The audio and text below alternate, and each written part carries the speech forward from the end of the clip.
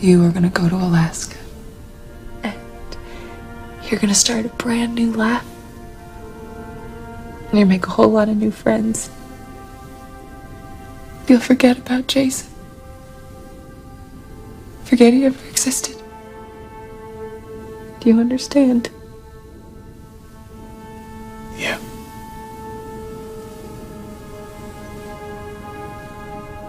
And you're gonna make some girl the luckiest, happiest girl in the world. And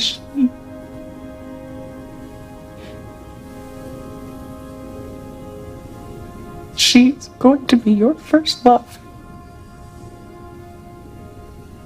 Not me. I am fading away. Hi everybody, I'm Peter Travers and this is Popcorn, where we tell you what's happening in pop culture. And you can't get bigger in pop culture than HBO's True Blood, because since The Sopranos, nothing is really bigger.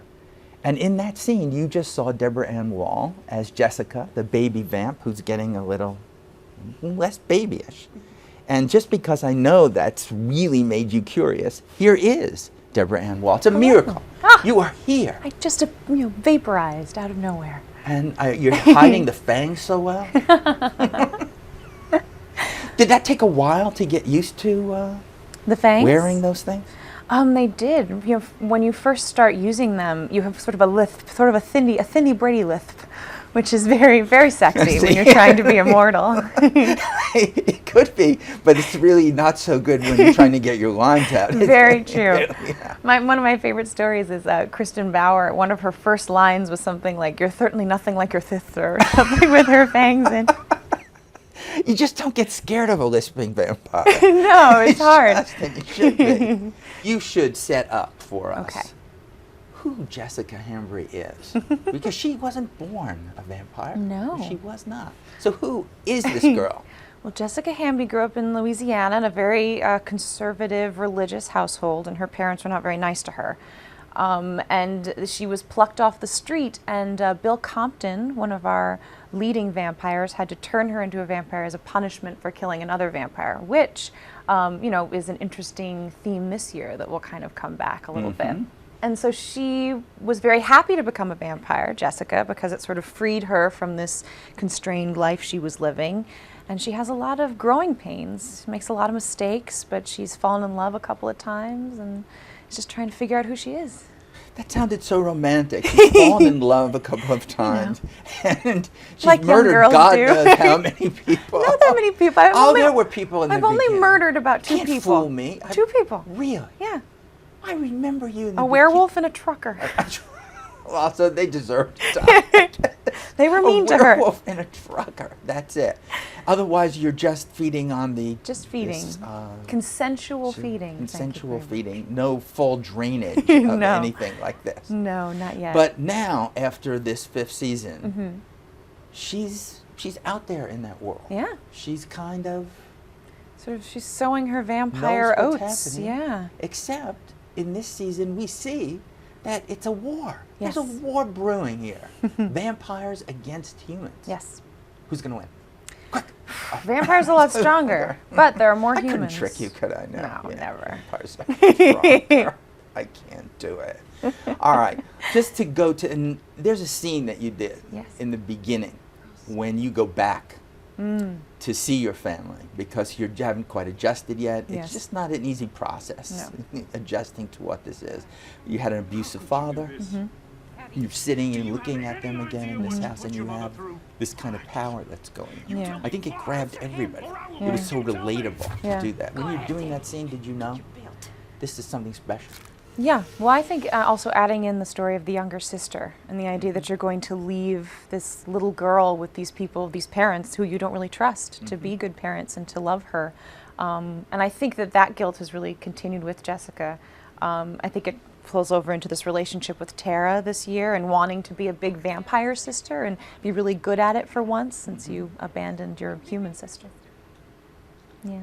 Very sad. You didn't mean to. Jessica's a very tragic character. I feel she's very lonely. She has no friends. I think it's very sad sometimes. But she was having her relationship with Hoyt, Yes. who is very human, which got very complicated. Yes. And then with Jason Stackhouse. Also very complicated. I just love the way you're describing her. She sounds like she's having this kind of librarian's life for you. Oh, well, she is. She's lonely, but she can read books. Well, she's had two partners. That's it. You know, and I think because of her wild nature, her impulsive nature, we think of her as being much more promiscuous, really, than she is. Yeah, I think that she looks like she knows what's going on. Yeah, And she she's doesn't getting even have better to at it. glamour people to do it. Not necessarily. I don't think Jessica, you know, she has such a presence. I'm not sure she even needs glamoring all that much. Do you take Jessica home with you when you're talking to your family, your boyfriend? Do you sometimes just switch modes? It's impossible not to take her home a little bit with you. You know, it is a part of who you are, and you know, I am her to an extent. But we're also very different. We react very differently in circumstances. I'm much more slow, calculated. I want to make sure everything is, you know, settled before I leap. But Jessica's impulsive. She just jumps right in. And I actually really admire that about her. And you've had to keep that under control. Yes. Because we can't Well, have there's that big anymore. consequences in real life versus This is- fiction. That's right. Yeah, no, people Yeah. don't like that. You just start telling them exactly You know, what it's not you so think. fun to be, kidnapped by hate groups in real life. No, I can't imagine that it would be. When you're starting to do this, though, when she turns in the beginning, how did you learn to do that? I mean, it's not just impulse control, and I know editing helps in the quick moves that she's doing, but basically, what were you looking at? What were you studying to do it? Because now I get to homeschool you in what it's like to be scared. Jessica, stop! Don't you just shut the f up! I actually looked a lot, vampires are sort of a different species from humans. So I actually looked at animals. I thought about crocodiles a lot and animals of prey. They snap, they're quick. They have sort of this very slow presence, and then they just sort of snap at you. Now I got a little scared, I have to admit. Yeah. Well, and I used to watch mother lions take down antelope and things like that, and how, because as humans today, we don't live in a world of predator-prey. We don't really kill with our own two hands, or we're not afraid of being eaten in this world. But Jessica was eaten and devoured and killed, and then she's doing it to other people. And the strange thing is, we're in a culture now where vampires are kind of everywhere. Yes. It's not just True Blood, but we have the Vampire Diaries on TV, we have the Twilight books and movies. So that when I'm talking to people who play vampires, I'm actually asking them how they studied to play, as if they really are there. Well, it's true. I mean, I have insight into something that doesn't exist, Yes. into a lifestyle that does not exist in reality.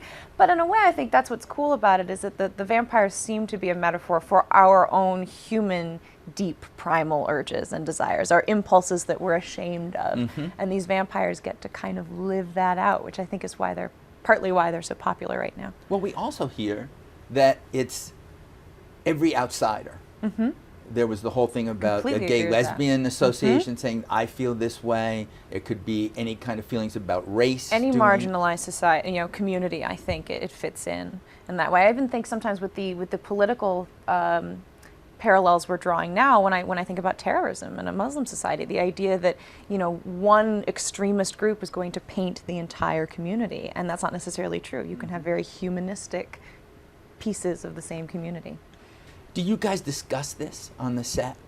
I certainly do. I'm very fascinated by the themes of our show, so I certainly bring it up with I my just wonder friends. if because Alan Ball, who created this is his last season as showrunner. He's going to leave all of you alive. I know, it's like he's sending us to college. I feel.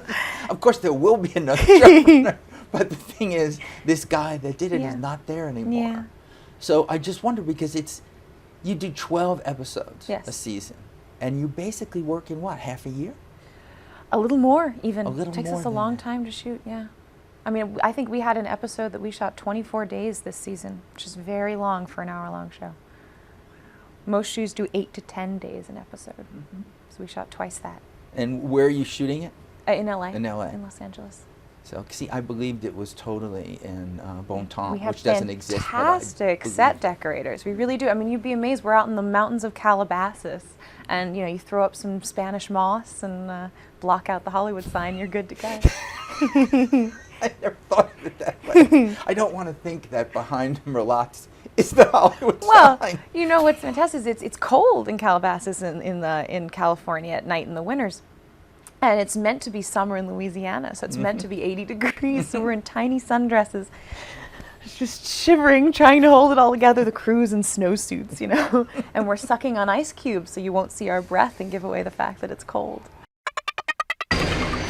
They all laughed at Christopher Columbus when he said the world was round. They all laughed when Edison recorded sound. They all laughed at Wilbur and his brother when they said that man could fly.